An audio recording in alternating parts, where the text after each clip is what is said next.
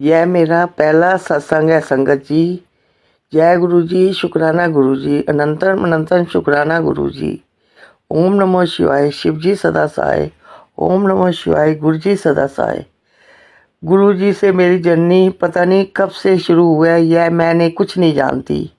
पर सन 16 में मेरे को ब्रेस्ट कैंसर हो गया था। उसके बाद मेरी बहन और उसके बच्चे मुझे गुरुजी के आश्रम ले गए थे और वहाँ पे लोटा ब्लेस करवा के दिया और जल प्रसाद पीने को लिए बोला। जल प्रसाद पिया और मैं कोई आसपास सत्संग वगैरह होता तो चली जाती थी। उसके बाद फिर मैं हॉस्पिटल में गई और वहाँ पे मेरा ब्रेस्ट कैंसर का ऑपरेशन हुआ। फिर मैंने गुरुजी का जल प्रसाद पी के मैं ऑपरेशन थिएटर में गई और मेरा ऑपरेशन ठीक ठाक हो गया और मेरा ब्रेस्ट रिमूव कर दी। उसके बाद मेरा इलाज चला 1-1.5 साल। उसके बाद मैं ठीक हो गई और मैं जहाँ भी सत्संग होता वहाँ चली जाती और गुरु जी का प्रसाद और जल प्रसाद और लंगर प्रसाद सब खाती ग्रहण करती। पर मेरा डीप कनेक्शन गुरु जी के साथ नहीं बना था।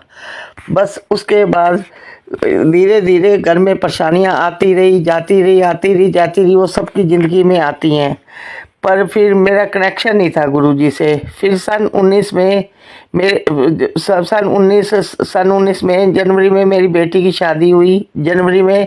और फिर इसके पापा को एकदम इसके पापा की बीमार हो गए और 6 महीने बाद इसके पापा की डेथ हो गई।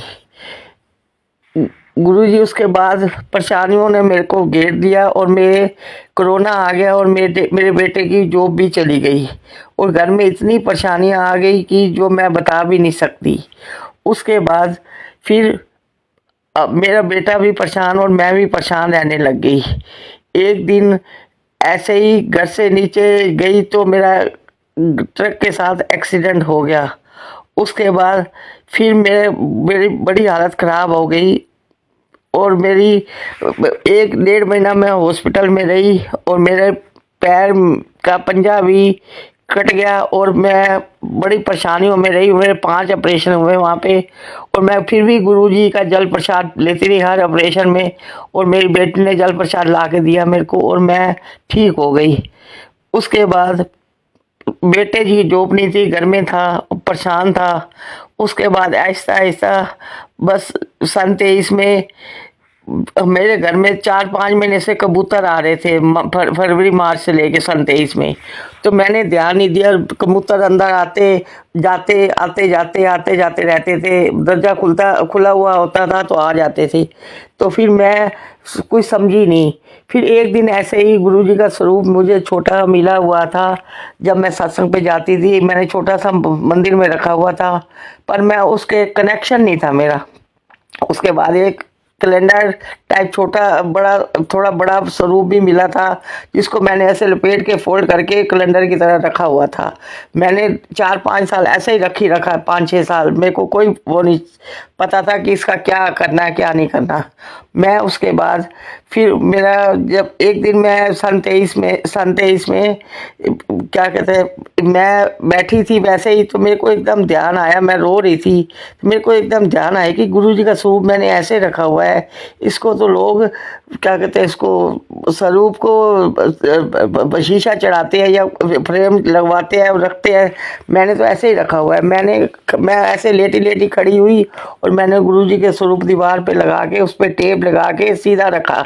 उसके बाद मेरे को फेसबुक में इसमें यूट्यूब में सत्संग नज़र आते थे, बार बार सत्संग नज़र आते। मैं सत्संग सुनती, मेरे को बहुत अच्छा लगता। एक दिन फिर ऐसे ही अगस्त में मैं ऐसे ही लेटी हुई थी, मैं रो रही थी अपनी परेशानी को याद करके।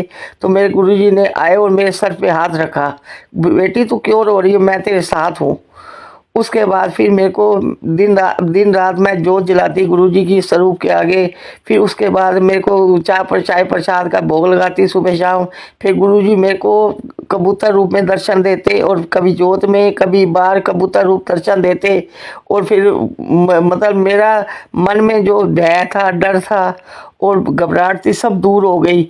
मेरे मन अब शुद्ध, मेरा मन ऐसे खुश रहने लग गया। जो सब परेशानी ऐसे लगा ख़त्म हो गई मेरी। आज के बाद कोई परेशानी ही नहीं है मेरे को। फिर मेरे बेटा 3-4 साल से जॉब नहीं लग रही थी कोरोना के चक्कर में, फिर वो परेशान रहता था। उसके बाद उसकी जॉब लग गई मतलब 23 सन में, और अगस्त में के बाद फिर बेटे की मार्च में जॉब भी लग गई 23 सन में।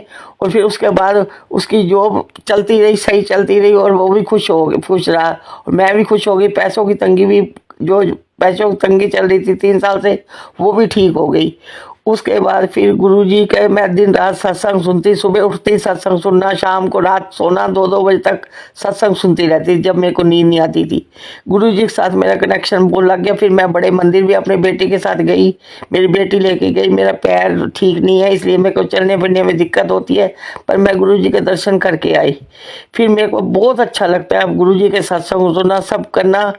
ये मेरा संगत जी पहला सत्संग है, और मैंने गुरुजी के आगे कोई अरदास की हुई है, वो मेरी दोबारा फिर पूरी होएगी तो फिर मैं दूसरा सत्संग शुरू करूंगी। अब अपना सत्संग को मैं यही विराम देती हूँ। जय गुरुजी, शुक्राना गुरुजी, अनंत अनंत शुक्राना गुरुजी। ओम नमः शिवाय, शिवजी सदा सहाय। ओम नमः शिवाय, गुरुजी सदा सहाय। जय गुरुजी, शुक्राना गुरुजी। जय गुरुजी, शुक्राना गुरुजी। जय गुरु जी। संगत जी, मैं आपसे रिक्वेस्ट करूंगी कि सत्संग सुनने के बाद इसको फॉरवर्ड या शेयर जरूर कीजिए, जिससे संगत को अपने सवालों के, प्रॉब्लम्स के जवाब मिल सकें। गुरु जी सत्संग के माध्यम से बहुत लोगों की सहायता करते हैं, उनको उनके सवालों के जवाब देते हैं। तो ये एक छोटी सी सेवा जरूर करें, ना जाने आपके इस छोटे से सहयोग से किसका कल्याण हो जाए। जय गुरु जी, शुक्राना गुरु जी। जय गुरु जी। संगत जी, ब्लेसिंग्स ऑलवेज गुरु जी पेज पे आपका स्वागत है। फेसबुक और यूट्यूब चैनल के माध्यम से हम गुरु जी के सत्संग साझा करते हैं। गुरु जी की ब्लेसिंग्स लेने के लिए कृपया सत्संग को बीच में ना छोड़ें, और हमारे चैनल को सब्सक्राइब करें, जिससे आपको लेटेस्ट सत्संग की नोटिफिकेशन समय समय पर मिलती रहे। जैसे कि गुरु जी ने कहा था, सत्संग सुनने वाले और सुनाने वाले दोनों का कल्याण होता है, इसलिए सत्संग पूरा सुने और अंत में कमेंट्स में जय गुरु जी जरूर लिखें। अगर आप भी अपना सत्संग संगत के साथ साझा करना चाहते हैं तो आप हमें भेज सकते हैं।